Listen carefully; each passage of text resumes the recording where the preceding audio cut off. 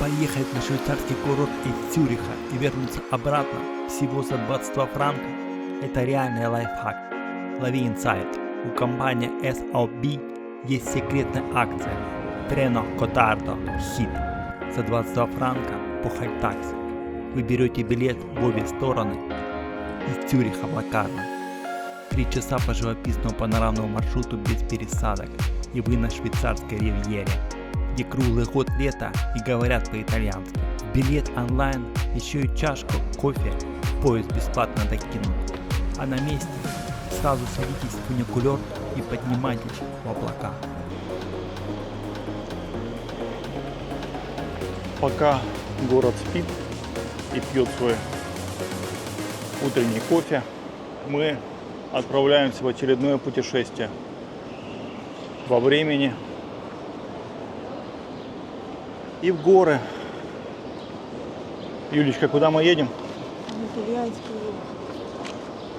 Да, там говорят на итальянском и много пальм. Мы с вами отправляемся сегодня в путешествие в Локарно на панорамном поезде. Надо найти 8-ю платформу.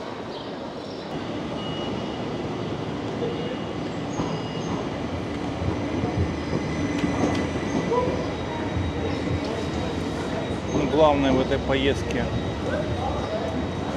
не пункт назначения, а сам путь, который продлится больше 3 часов. Из них 15 минут в самом старом туннеле Швейцарии. Посмотрите на наш поезд. Это медно-золотой красавец. Называется Стадлер Траверзо. Он спроектирован и собран здесь же, в Швейцарии. И выглядит как премиальный экспресс. Хотя выполняет роль обычного интеррегионального поезда. Его уникальный цвет выбран не случайно. Это дань уважения медным жилам и металлу, из которого ковалась индустриальная мощь швейцарских железных дорог. Мы едем не по скучному подземному скоростному туннелю, А на панорамном готардском поезде по исторической горной линии. Этому маршруту уже больше 140 лет. Занимайте места у окна, впереди нас ждут спиральные тоннели, бирюзовые реки из фильтров про Джеймса Бонда, которые мы прорежем насквозь. Мы держим путь на юг, по перевалу Сен-Готард. Для швейцарцев Готард – это не просто географический объект или красивая гора. это сакральный центр страны, ее ментальная и водная крепость. Именно в этом горном массиве берут свое начало 4 главные реки Европы – Рейн, Рона, Ройс и Тичино. Долгое время эти места считались абсолютно непроходимыми, обителью драконов и злых духов, навсегда разделяющие германский север и латинский юг.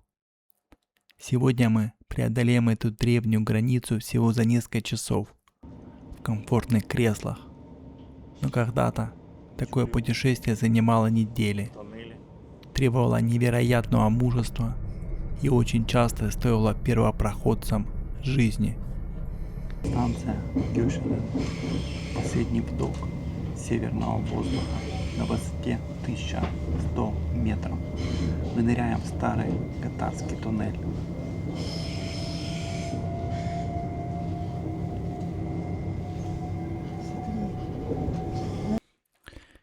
Представьте себе 1872 год.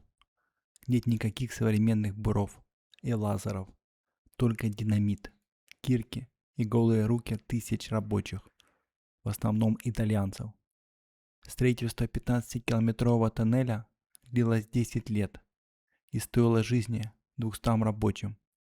Даже главный инженер проекта, швейцарец Луи Феблер, умер от сердечного приступа прямо здесь, в тоннеле. за несколько месяцев до того, как две бригады встретились под землей. Этот тоннель стал чудом света, когда в 1882 году по нему прошли первые поезда. Он навсегда изменил Европу, соединив север и юг. 15 минут в темноте, и мы будто телепортировались на другую планету. Добро пожаловать в Тичино, италоязычный кантон Швейцарии. Архитектура резко изменилась. Вместо деревянных шале тяжелые гранитные дома с рустика. Воздух стал теплее. На станциях появились пальмы. Мы спускаемся по долине Левентина. За окном проплывает Беллинзона. Да, красиво. Мы приехали в Локарно. Сзади нас вокзал. Больше 3 часов мчались в Локарно. А вот посмотрите, какой видок впереди. Вот это да. И пальмы. Куча пальм. Приветствую вас в Локарно, самом солнечном городе Швейцарии. Да-да, вы не ослышались. Пока в Цюрихе или Берне может идти проливной дождь, здесь, на берегах озера Манджоре, солнце светит почти 2300 часов в году. Мне кажется, в итальянском кантоне можно не соблюдать правила. Джулия, а что ты в куртке вообще? Потому что холодно. Представляете, приехала в Италию в куртке. Мы начинаем наше путешествие на Пьяцца Гранде, главной площади города, которая больше похожа на уютную театральную декорацию где-нибудь в Италии, чем на строгую швейцарскую локацию. Посмотрите под ноги. Это изящная мостовая, выложена из речной гальки, собранной на берегах реки Маджия. Камни обтачивались водой веками, чтобы сегодня мы могли прогуливаться по ним мимо этих ярких фасадов в стиле ломбардского барокко. Обратите внимание на длинные аркады, которые тянутся вдоль площади. Сегодня под ними прячутся уютные кафе, бутики и рестораны. А в середине века здесь бурлила торговля зерном и шерстью. А теперь время сменить перспективу. Мы отправляемся к главному духовному и архитектурному сокровищу этих мест – Священной горе и церкви Мадонна дель Сасо. Она буквально парит над скалистым уступе высоко над городом. Добраться туда можно 2 путями. Первый – для романтиков и любителей истории. Сесть на старинный фуникулер, который возит пассажиров с 1906 года. Его ярко-синие вагончики поднимут нас наверх за считанные минуты. Второй путь для тех, кто любит неторопливые прогулки. Подняться пешком по старинной тропе, крестный путь. Так что советуем, кто сюда приедет, подняться наверх по ступенькам. Очень вкусно пахнет, да, чабрецом. Очень такая милая тропа, хорошо уложенная, камнем вымощенная. С этим местом связана удивительная легенда. Перенесемся в ночь на 15 августа 1480 года. Накануне праздника Успения Пресвятой Богородицы францисканскому монаху по имени брат Бартоломео явилась сама Дева Мария. Она указала на неприступную скалу над Локарно, как на место, где должна быть воздвигнута обитель. Монах исполнил волю Богородицы, и вскоре скромная часовня превратилась в грандиозный монастырский комплекс, который сегодня называют важнейшим местом паломничества в итальянской Швейцарии. Друзья, перед вами знаменитая церковь католическая Локарно. Вот мы и на вершине. Переведите дух и посмотрите на этот фасад теплого песочного желтого цвета. Церковь Мадонна дель Сасо. выглядит невероятно фотогенично на фоне пронзительно-голубого неба. Прохладненькая. Давайте зайдем внутрь. Переступая порог, вы словно попадаете в музей эпохи Ренессанса и барокко. Стены и потолки украшены великолепными фресками, а алтарь венчает деревянная статуя Мадонны 15 века. Та самая, в честь которой и началось строительство. Обратите внимание на стены. Они увешаны так называемыми экс-фото. Крещение ребенка мы застали. Картинами, табличками и вещами, которые верующие приносили в дар, благодарность за чудесное исцеление или спасение от беды. Здесь есть все, от старинных холстов до современных мотоциклетных шлемов.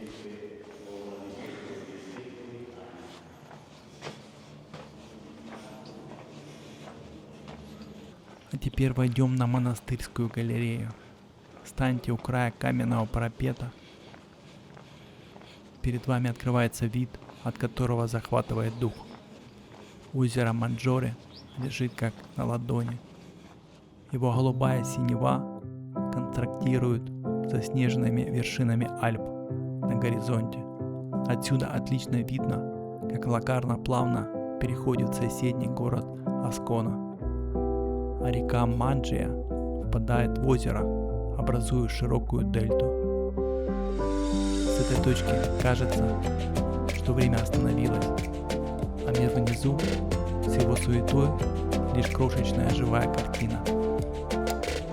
Внутри сразу ощущается прохлада, едва уловимый аромат латана и старого дерева. Глазам нужно пару секунд, чтобы привыкнуть к мягкому полумраку, который прорезает лучи солнца, падающие из верхних окон. Вы словно попадаете в шкатулку с сокровищами эпохи Ренессанса и барокко. Все стены и своды покрыты искусной росписью и лепниной. Ну да. Везде цветы ассоциируем с Мадейрой, да? А он теннисный. Это, да? Теннисный корт и куча кактусов. Что значит юга? В лесах были пальмы. Если вы не знали, Лакарна — это самый теплый город в Швейцарии. Насладившись высотой, возвращаемся вниз, к воде. Нас ждет Лунгалаху, знаменитая набережная Лакарна. Если наверху у монастыря вы чувствовали альпийскую прохладу, то здесь вас встретит настоящее средиземноморское тепло. Прогуливаясь вдоль берега, посмотрите по сторонам. Вы точно в Швейцарии? Вокруг растут раскидистые пальмы, цветут яркие ориандры, камелии и магнолии, а воздух наполнен ароматом хвои и экзотических цветов. Благодаря уникальному микроклимату, который защищен Альпами от холодных северных ветров, здесь прекрасно прижились субтропические растения. Это место называют швейцарской ривьерой. И глядя на пришвартованные белоснежные яхты и покачивающиеся на воде лодки, с этим трудно поспорить. Интересный факт. Лакарна вошел в мировую историю не только благодаря своей красоте. Именно здесь, прямо у этого озера, в октябре 1925 года были подписаны знаменитые Лакарнские договоры. Ведущие европейские державы собрались здесь, чтобы попытаться закрепить мир в Европе после Первой мировой войны. Атмосфера города была настолько расслабляющей и дружелюбной, что в дипломатии даже появился термин «дух Лакарна», символ мирового диалога, компромисса и надежды на светлое будущее. И хотя история пошла по другому пути, дух миролюбия и спокойствия до сих пор ощущается в каждом метре этой набережной. Лакарна – удивительный город. Он сумел объединить в себе итальянскую легкость бытия, дольче вита, со швейцарской точностью, аккуратностью и безопасностью. Здесь не нужно никуда спешить. Юлия, тебе немного пиццы? С ананасами, как не любят итальянцы. Тебе не стыдно? Итальянцы. Это видео надо показать в твоем ресторане. Не скажем. Специально отошлю шеф-повара, посмотрел, как в итальянском кантоне едят пиццу с ананасами.